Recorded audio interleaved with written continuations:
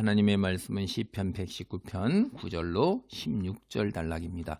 시편 119편은 8절씩 이제 알파벳 22개가 차례대로 나와서 176절이라고 그랬어요. 이제 알파벳을 다 이야기할 필요가 없으니까 여기 두 번째 알파벳 베이트.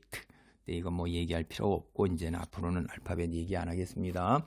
근데 이게 율법시란 말이에요. 하나님의 말씀을 8개의 단어가 이제 그 유사한 8개의 단어로 하는데 여기도 보면요.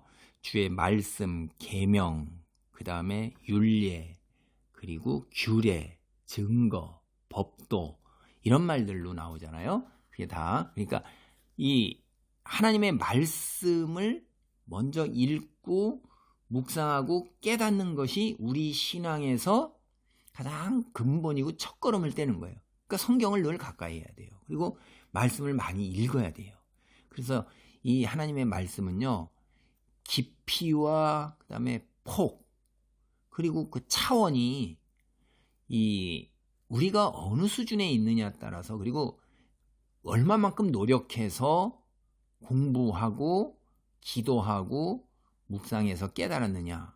그리고 선진들이 깨달아 놓은 것을 내가 애를 써서 노력하는 것. 쉽게 얘기하면 공부하는 거죠. 그렇게 해서 또 그걸 받아들이고 이해하는 것에 따라서 엄청나게 풍성함과 풍요로움이 있어요. 그러니까 이 한 달란트 가지고도 우리가 살아갈 수도 있고 10달란트 가지고도 살아갈 수가 있어요. 그건 여러분이 선택하고 애를 쓰는 거예요. 기도의 수준도 마찬가지고 찬송의 수준도 마찬가지예요.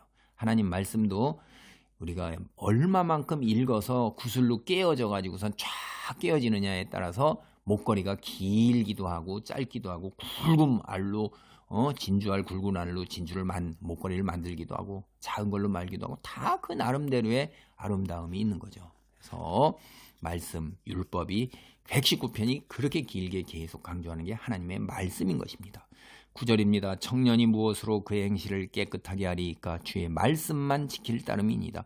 내가 전심으로 주를 찾았사오니 주의 계명에서 떠나지 말게 하소서. 내가 주께 범죄하지 아니하리하여 주의 말씀을 내 마음에 두었나이다. 찬송을 받으실 주 여호와여 주의 율례들을 내게 가르치소서. 주의 입의 모든 규례들을 나의 입술로 선포하였으며 내가 모든 재물을 즐거워함 같이 주의 증거들의 도를 즐거워하였나이다. 내가 주의 법도들을 작은 소리로 읊조리며 주의 길들에 주의하여 주의 율례들을 즐거워하며 주의 말씀을 잊지 아니하리이다. 계속해서 주의 말씀이죠. 말씀 반복. 네네. 첫째, 이제 하나님 말씀은 우리 행실을 깨끗하게 해요. 그래서 이 깨끗하게 하다는 것은 죄와 죄의 영향력을 벗어나 있는 상태를 얘기하는 거예요. 앞에서 우리가 우리의 삶이라는 게 이제 길을 걸어가는 걸로 비유를 했잖아요. 이번에는 행실로 비유해요. 이게 길이라는 것은 사람이 다니는 길이지만 여기서 행실이다라는 건 이제 영어로 PATH, pass. 그다음에 길은 영어로 road. 비슷하지만 이게 행실, 패스 이거는 삶의 여정에 대한 비유예요. 그래서 그 율법은 인간의 삶에서 사실 유혹을 가장 많이 받을 수 있는 시기가 청년의 때예요. 아직은 순진하고 에너지는 넘치고 그다음에 막 무엇이든지 하고 싶은 이 활동성이 막 넘칠 때 그 죄를 짓지 않고 깨끗하게 살기가 쉽지가 않은 것입니다. 육체적으로도 왕성하고 정신적으로 왕성한데 순진하다 이 말이에요. 그래서 도덕적으로 흠이 없는 것을 깨끗하다 이렇게 얘기해. 주님의 말씀을 지키려고 노력할 때 평생 건강하고 거룩하게 살 수 있어요. 아주 제가 쉽게 얘기해서 간음하지 말라. 이 말 한마디만 십계명에서 지켰을 때도 우리가 그 여자들을 갖다 가까이 하지 않는 거예요. 우리가 넘지 않아야 될 선이 어디까지인가라는 것도 금방 이렇게 딱 올 수가 있는데 세상 사람들은 그렇지 아니하고 쉽게 무너져서 세상 풍조 어울려서 그 친구들하고 어울릴 때 그저 술자리도 쉽게 가고 여자도 쉽게 넘어가고 이렇게 하는데 아무렇지도 않은 거예요. 왜냐하면 다 같이 함께 하니까. 이 심리학에서도 함께하는 것에서 혼자는 못할 때 그런 것들 이야기 벌써 인간의 본성에서 밝혀놓고 있는 거예요. 그럴 때 하나님의 말씀이 딱 내려꽂힌 사람은 함께할 때에도 슬쩍 거기서 빠져나와서 여러 차례 이렇게 되면 사람들은 그 사람하고는 어울리지 아니하고 그 사람은 거룩하고 깨끗함을 지키는 거예요. 그게. 두 번째, 하나님의 말씀은 주님을 찾는 사람들이 하나님을 떠나지 않도록 지켜줘요. 하나님의 임재와 보호가 주님의 말씀 안에서 거할 때 우리와 함께 합니다. 세 번째, 하나님의 말씀은 우리가 죄를 짓지 않도록 우리의 마음을 보호합니다. 여기에 그 11절에 보면 두다, 이거는 숨기다라는 거예요. 저장하다라는 거예요. 하나님 말씀이 언제든지 꺼내 쓸 수 있도록 그의 마음과 머리에 저장이 되어 있어요. 그래서 말씀을 단순히 외우고 묵상하는 것이 아니라 외우고 묵상하는 것을 꺼내어 써서 그걸 따라 순종하니까 경외하는 삶을 살게 된다 이 말이에요. 우리의 마음에, 그 다음에 우리의 생각, 우리의 삶 속에 하나님 말씀으로 가득 차 있으면 그 가득 찬기 때문에 이 어둠의 세력의 악한 생각이나 그 행실이 들어와 있을 공간이 없는 거예요. 거기가 비어 있잖아요. 그럼 그것들이 와서 채우는 겁니다. 네 번째 12절을 보면 하나님 말씀은 우리가 찬송하도록 해요.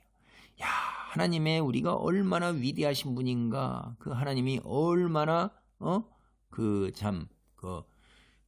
우리가 두려워할 뿐이고 이해하지 못한 창조와 그 다음에 이 구원 역사 이런 것들 깨닫게 되면요, 찬양이 절로 나오는 거예요. 그래서 이렇게 찬양을 하게 됩니다. 하나님 말씀은 또 배운 사람들이 주님을 선포하게 해요. 13절, 나의 입술로 선포하는 것. 축복은 서로 나눌 때 우리가 서로 배가 되니까 하나님께 받은 은혜, 증거, 간증하고 다른 사람에게 이해하게 하고, 나 홀로 가슴에 품고 살기에는 너무나도 의롭고 경이롭고 아까운 거예요.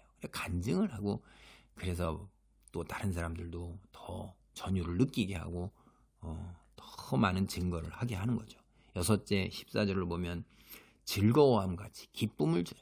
우리가 세상에서 사실 재물처럼 즐거움을 주는 것 참 많지 않죠? 우리의 건강, 재물, 친구, 관계 등등 우리의 쾌락, 충족 이런 것이 기쁨인데 주님의 말씀 자체가 그런 것 이상으로 우리의 기쁨을 준다는 거예요. 사실 진리를 깨닫는 사람은 전율 속에서 어마어마한 평강과 기쁨을 누리게 돼요. 하나님 말씀 참 기쁨을 더하여 주고 행복하도록 이끌어요. 그 다음에 이제 15절을 보면 우리 읊조린다 하는 게 묵상한다는 거예요. 묵상.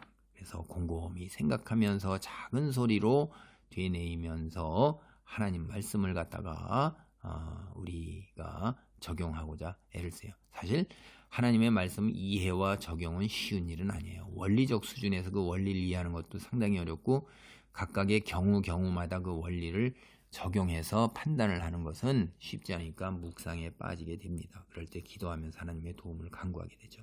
그 다음에 16절 하나님의 말씀은 영원히 기억되는 것입니다. 말씀은 잊어버리기엔 너무나도 놀랍고 좋은 것이며 우리의 지혜로 깨닫는 것을 넘어서는 것이기 때문에 성경 말씀을 외우고 우리의 마음에 간직하고 그걸 적용하는, 그럴 때 평생 그러한 길을 걸을 때 기쁨으로 행복으로 우리를 덮으십니다.